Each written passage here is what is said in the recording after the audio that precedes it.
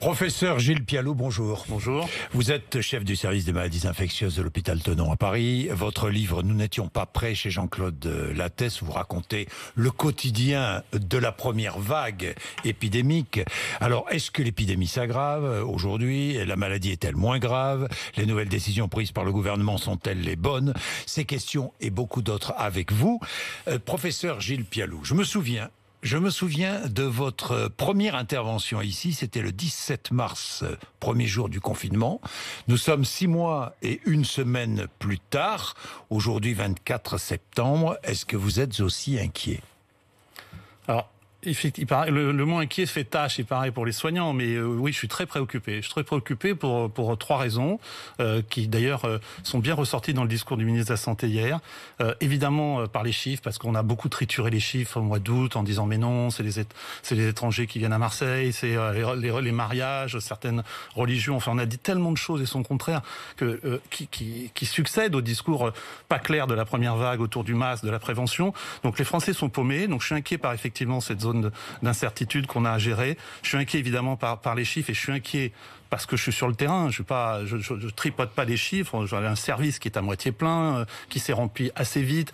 On a passé notre niveau 1 sur une gradation à 4. On a une réanimation effectivement qui commence à pousser alors que pendant un moment on a dit que la réanimation ne poussait pas.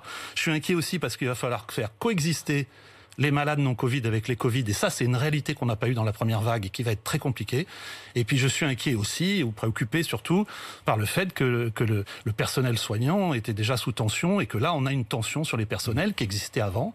Et puis il y a le Covid qui s'invite chez les personnels, parce que plus vous dépistez, plus vous trouvez du personnel. Et moi j'ai des collaborateurs, j'ai des aides-soignantes, j'ai des infirmiers qui sont Covid+, et qui évidemment sont en éviction, et ça pèse évidemment sur l'organisation. Professeur Pialou, vous portez un masque, vous êtes le premier ici, premier invité à porter un masque. Nous en avons parlé avant, pourquoi?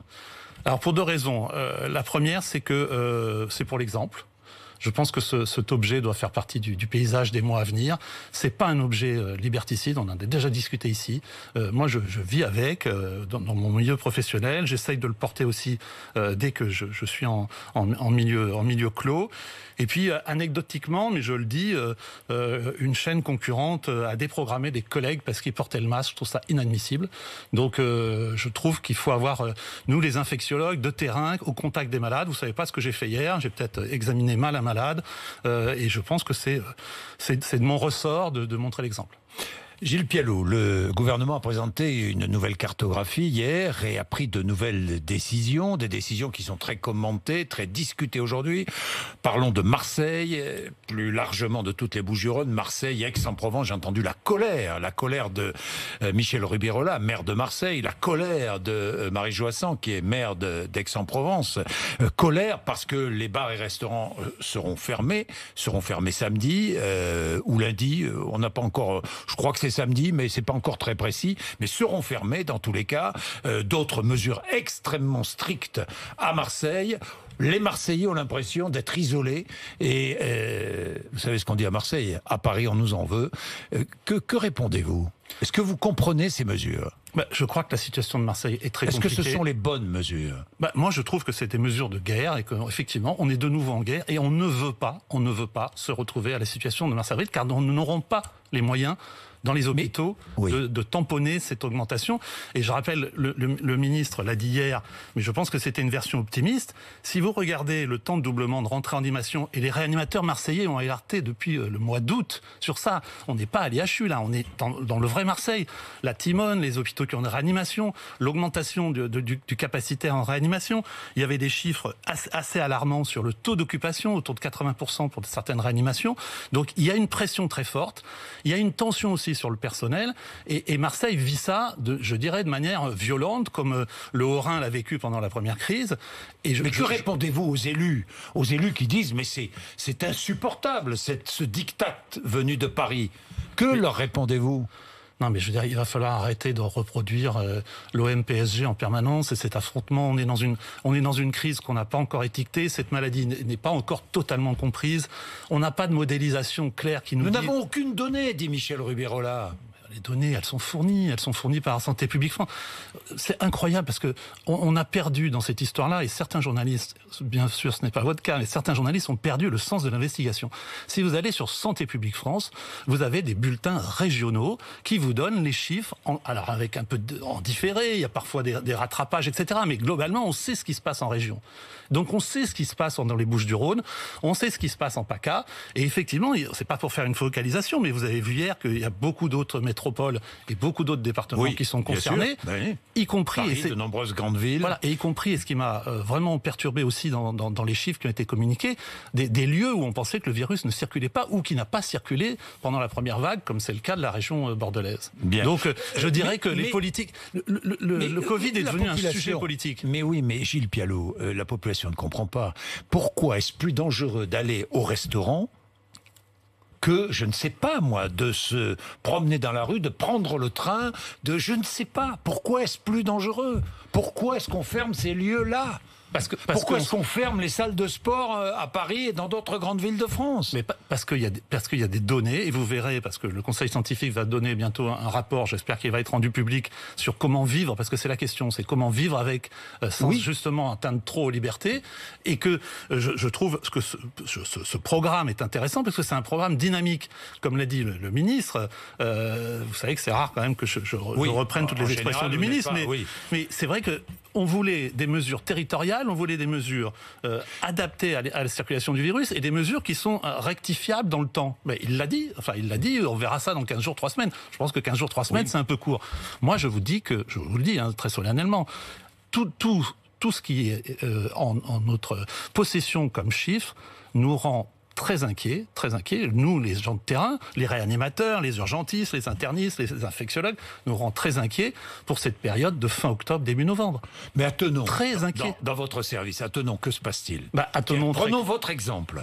Notre exemple, c'est que nous, on a un plan, bien sûr, on fait des plans, mais on sait de la première vague. En réanimation, il y a combien de patients Covid? En réanimation, aujourd'hui, on avait prévu 5 places sur 20, c'est-à-dire un quart de 25% du capacitaire, et on est actuellement à 7 malades en réanimation.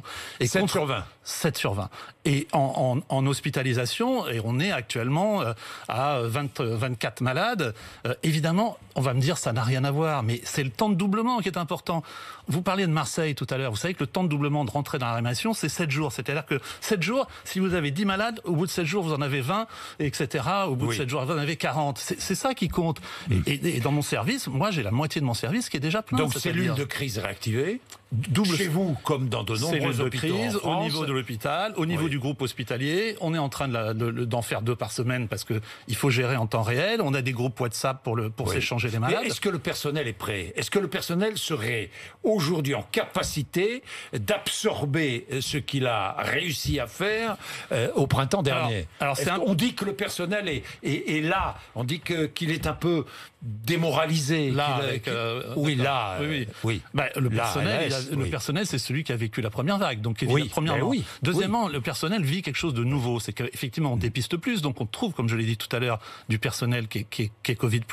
Et il y a aussi la question de l'école et des enfants. Du personnel Covid+. Tout à fait. J'en ai, J'ai des infirmières, des aides-soignantes, des médecins qui sont en éviction de ces jours-ci. Et ça continue chaque jour parce qu'effectivement, après, il y a des contacts. Parce que les soignants sont des citoyens comme les autres.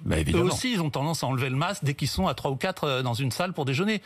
Il faut effectivement, et je pense que l'électrochoc qu'il y a eu hier est l'application de ce que disait Delfrécy, c'est-à-dire des mesures difficiles à prendre, mais qu'on ne prend pas de gaieté de cœur. On ne prend pas de gaieté de cœur, c'est pour protéger les réanimations, pour protéger les autres malades. Oui. Parce qu'il n'est pas question de tout arrêter à l'hôpital, comme on l'a fait. Il n'est plus question. Comme on l'a fait au printemps, pour n'accueillir que les malades Covid. Mais nous, on a par exemple des réunions de tout le groupe hospitalier. C'est un énorme groupe à l'échelle parisienne, parce qu'il y a la Pitié, il y a Tenon, il y a Trousseau, enfin, ça brasse Saint-Antoine, etc. On sait par exemple qu'il y a des spécialités de cancérologie, de rhumatologie, qui ont 400 ou 500 dossiers, comme ils disent. C'est-à-dire, derrière des dossiers, il y a des patients en retard. en retard de la première vague. Donc il n'est pas question aujourd'hui de déprogrammer des interventions. Mais ça sera je le dis, ça sera une catastrophe, et je crois que là tout le monde est d'accord, ça sera une catastrophe d'en arriver à déprogrammer. Mais je vous signale qu'il y a quand même des régions, et y compris d'ailleurs en PACA, où ils l'ont exprimé, les médecins de la Timone. Il y a aussi à La Réunion, il y a quand même des discussions d'entrevoir la possibilité de déprogrammer. Pourquoi ? Parce qu'on manque de personnel. On manquait de personnel avant la crise du Covid. On en manque encore plus là, puisque précisément c'est la rentrée. Il y a des personnels qui sont en arrêt, il y a des personnels qui sont en congé. Et puis effectivement, on verra s'il y a des personnels qui sont en burn-out de la première vague. C'est une possibilité. Mais j'entends, vous aussi, professeur Pialou, et je regarde quand même les chiffres. Tiens, je vais prendre quelques chiffres. Vous allez me dire, ce que valent ces chiffres. 7000 personnes en réanimation en avril dernier, 940 aujourd'hui. 750 entrées en réanimation par jour en avril, 90 par jour à peu près aujourd'hui. 32 000 hospitalisations en avril, 6 000 aujourd'hui. Hier, 68 décès. En avril, c'était plusieurs centaines de décès par jour. Donc on en est loin. Certains nous disent la maladie a changé. Les malades restent moins longtemps à l'hôpital, ils sont moins intubés, il y a moins de décès. C'est vrai ou faux ? Jean-Jacques, cette réalité, elle est complexe. Ce que vous dites est faux est vrai sur les chiffres, mais faux sur la dynamique. Oui. Parce que vous comprenez bien que si chaque semaine vous augmentez de 50% la réanimation, vous êtes au 19 octobre à 650 par semaine rentrée en réanimation. C'est exactement le chiffre du 30 mars. C'est exactement le chiffre du 30 mars. On ne veut pas être au 30 mars. Donc il faut que les faux sachants arrêtent de nous dire « mais oui, il y a moins de décès ». Ce que vous dites sur la réanimation est juste. Oui. Mais c'est en train de diminuer. C'est-à-dire que c'est en train de diminuer. On a vu, il y a certains réanimateurs qui se sont exprimés. Au début, effectivement, au début du mois de septembre, on a vu des patients. Parce qu'on a appris. Ça, c'est des éléments positifs. On a appris, on met des anticoagulants de manière très précoce, on met un dérivé de la cortisone qui a montré son efficacité sur la mortalité. Les corticoïdes sont efficaces, oui. Oui, qui diminue quand même de plus d'un quart la mortalité. Oui. Et on a une prise en charge ventilatoire qui est différente. Donc, effectivement, vous avez raison, que les malades sont moins longtemps en réanimation, moins de mortalité, divisé par 2 à la PHP. Bien sûr, mais on est très prudent, parce que ça a été vrai surtout au début, et on a l'impression que ça s'effrite. C'est-à-dire que les malades qui rentrent en réanimation actuellement, je connais des réanimations où il y a des patients qui sont au stade le plus sévère, c'est-à-dire où il faut une circulation extracorporelle et tout ça, ce qu'on a vu dans la première vague. Donc il faut être très prudent de cette dynamique qui fait que peut-être au début, on a vu les cas les moins graves. Mais on a appris. Beaucoup de médecins, mais Didier Raoult qui dit, et d'autres affirment que le virus a muté, que la maladie est donc moins grave. Est-ce qu'elle est moins grave ? Est-ce que ça a changé ? Est-ce qu'on le sait d'ailleurs ? On ne le sait pas. Il faut que sur Didier Raoult, les gens rembobinent ce qui a été dit depuis le début. En janvier, il y avait 3 Chinois qui mouraient. En février, il y avait pas plus de morts du Covid que des accidents de trottinette.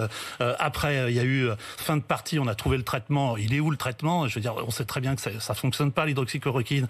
Voilà, il y a aucune preuve actuellement que ça fonctionne. Après, il y aura pas de deuxième vague.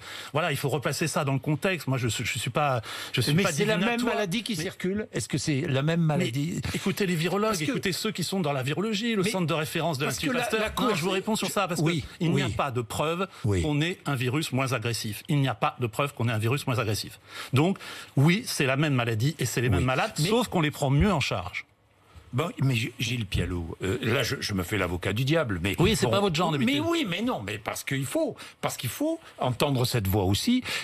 Est-ce qu'on peut empêcher des virus de circuler ? Est-ce que la coercition peut empêcher un virus de circuler ? Un virus circule quelles que soient les décisions qu'on prenne, non ? C'est une question philosophique, c'est-à-dire que effectivement, il faut voir les moyens qu'on a de laisser circuler le virus. Il y a eu 2 erreurs. La première, c'est de dire ah oui, mais il faut laisser la population. Il y en a quelques-uns qui sont fourvoyés en disant il faut laisser les jeunes sont contaminés. C'est débile. C'est débile pour que les jeunes, de toute façon, au maximum, si on va jusqu'à c'est 17% de la population, donc de toute façon, ça suffira pas à avoir une immunité collective. Et d'autre part, les jeunes ne sont pas hermétiques, parce que les jeunes rentrent dans les familles, les jeunes voient les personnes les plus fragiles et les plus âgées. Donc ça, c'est une première erreur. Et la deuxième, c'est de dire oui, c'est vrai qu'il faut vivre avec. Et d'ailleurs, je le répète, le prochain avis du Conseil scientifique sera avec cette expression-là, vivre avec. Mais vivre avec, ce n'est pas vivre avec la marée. On ne veut pas que la marée monte dans les hôpitaux. Voilà. Donc il va falloir falloir trouver, probablement qu'il y aura un plateau, après octobre-novembre, parce qu'on aura écumé les retours de vacances, écumé les regroupements familiaux, écumé la rentrée scolaire, la rentrée universitaire. Il y a des clusters incroyables dans l'université, incroyables. Et puis on aura géré probablement aussi les plus âgés, les EHPAD. Il y a quand même 180 clusters dans les EHPAD au 22 septembre. Donc on n'a pas réglé le problème des plus âgés non plus. Donc on n'a pas réglé le problème des jeunes, on n'a pas réglé le problème des plus âgés. Et puis beaucoup brandissent la méthode suédoise. Pas de confinement, pas de fermeture de bars ou restaurants, pas de masque obligatoire.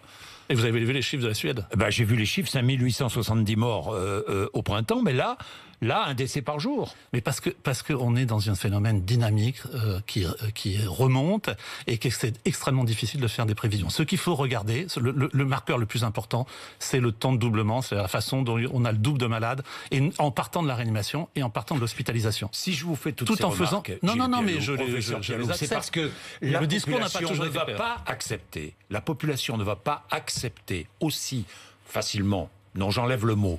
De la même manière, une sorte de reconfinement qu'au printemps dernier. Mais les Français ne peuvent plus. Les Français ont envie de respirer, professeur Pialot. Mais attendez, c'est une très jolie phrase, ça, là, je vais la reprendre. Hein. Mais nous aussi, on a envie que les Français respirent. Mais on a envie qu'ils respirent sans tube et sans insuffisance respiratoire. Non, excusez-moi de jouer sur ce mot-là. Oui. Parce que et tout le monde a envie. C'est pareil, il y a des gens qui sont contre la deuxième vague, mais tout le monde est contre la deuxième vague. C'est débile. Personne n'a envie qu'il y ait une deuxième vague. La seule chose, c'est qu'il y a une résurgence et qu'on peut aller dans le mur en octobre-novembre si rien ne se passe. À la question que vous posez, est-ce que le coercitif est un moyen de contrôler les virus? Évidemment, si on avait un vaccin ou si on avait des traitements très efficaces et radicaux, on passerait par une autre méthode. Vous vous rendez compte que s'embrasser devient subversif?